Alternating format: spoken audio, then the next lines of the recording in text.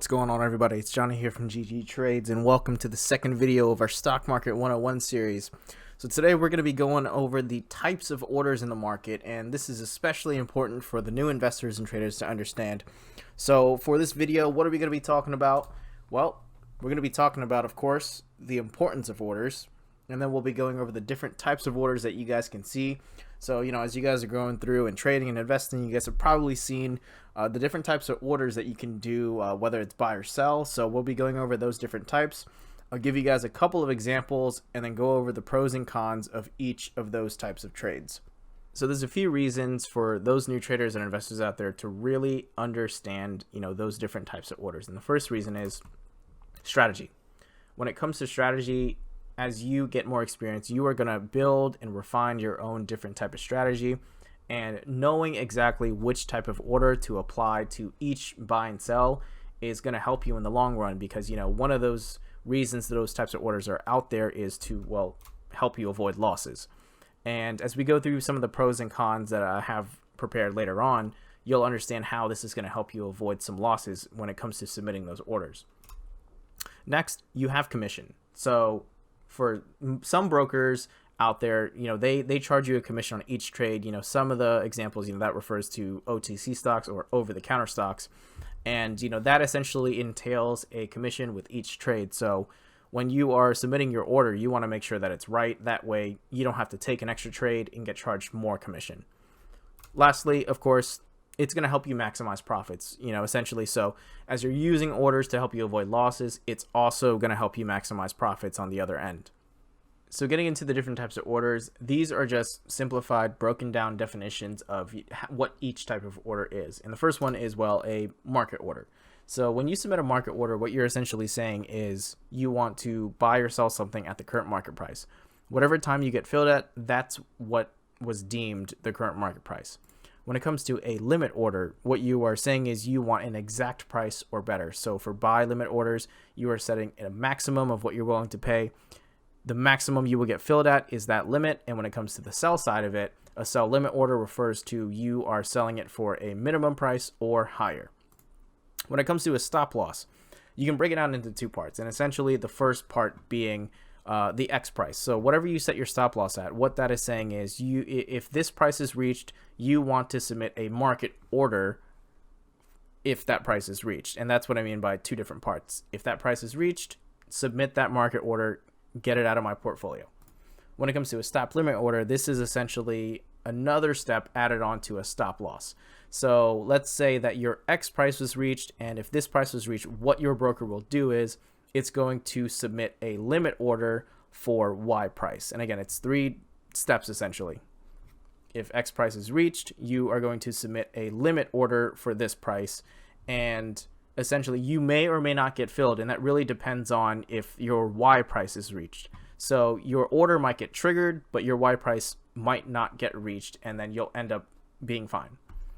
When it comes to a trailing stop, what that refers to is, essentially, let's just say a stock that you bought into is running up 30%. Whatever you set your trailing stop percentage to is what it will execute at if that's reached. So it runs up 30%, you set a trailing stop of 10%.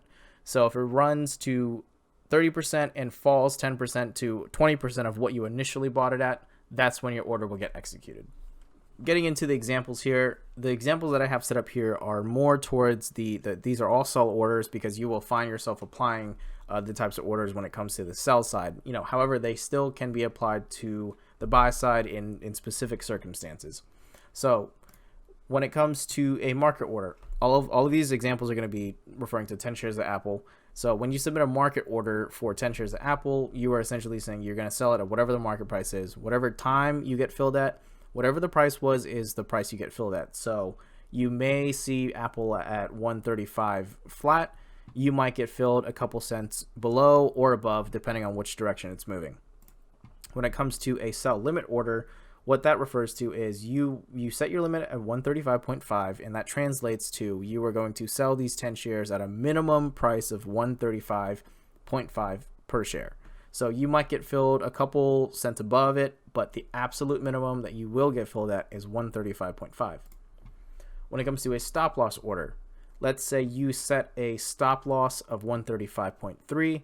This translates to your order being triggered at the market price. And when I say market price, this refers to a market order being triggered if Apple reaches 135.3. So like the market order, you might get filled a couple cents above or below. When it comes to a stop limit order, there are two prices you're going to set. The first one being the stop price and the second one being a limit price. And the stop price is always going to be higher than the limit price. So let's say my stop price is 135.05. The limit is 135 flat.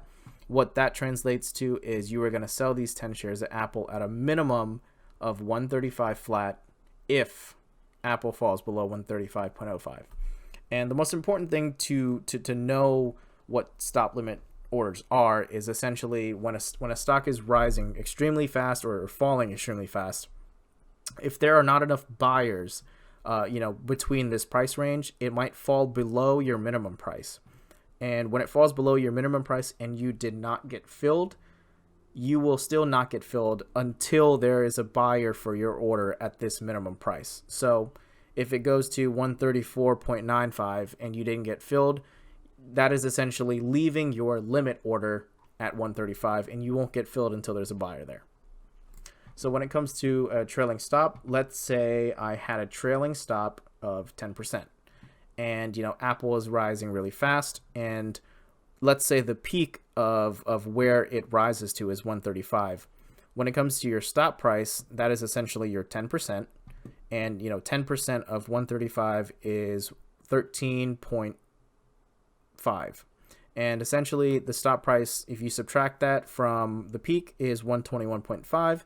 If it falls to this price, you will submit a limit order for this, and that's automated. So like I said, trailing stop, 10%, that's going to be what you get filled at. So let's get into a couple of the pros and cons of each order. Well, when it comes to market orders, they're really good for instant fills, and I say 99.9% of the time, because sometimes brokers have issues, you don't get filled right away, and that's why I say it's an instant fill, but might not work when it comes to certain situations. And it's very good for getting in or out of a trade very quickly.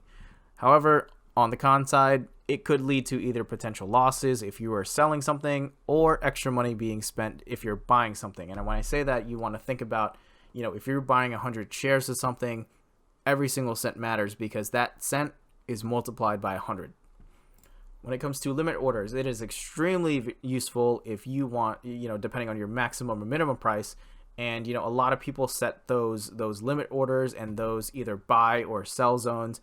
And essentially, it's very good to stay disciplined and stick to your strategy. However, when it comes to the cons of limit orders, every single second matters when you submit the order, especially when it comes to fast-moving stocks.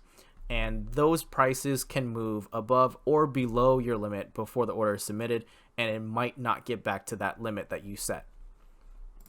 When it comes to stop losses and stop limits, it is extremely, extremely useful when it comes to minimizing your losses if something is falling as you just bought in, or protecting your profits as something rises. So, something that you'll hear a lot when it comes to stop losses and stop limits is set your stop loss. And essentially what that does is it protects your profits as something is moving up. And it also minimizes your losses as something is moving down. It's very easily adjustable. And one thing to understand about stop losses and stop limits is your stop loss will guarantee you an execution because you're submitting the market order if that price is reached. However, for stop limits, it guarantees a specific price. And that's just because you are essentially submitting a limit order if a price is reached. However, when it comes to the downside of this, you need to monitor your stop losses and stop limits closely. And just like the limit orders here, the same con applies. Prices can move above or below in seconds, depending on what your limit is. When it comes to trailing stops, some of the pros here, it's very, very good because you can use it either in the dollar amount or percentage amount. And it's very good for strategic trades for stocks that are moving extremely fast up. And essentially, like I said, the peaks, you essentially want to set your trailing stop if something is rising extremely fast. You are guaranteed no less than 10% of that peak.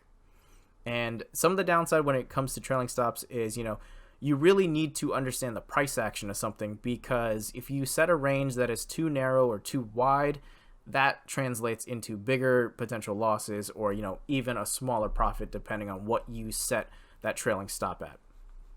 So we hope that helped you guys understand the different types of orders out here.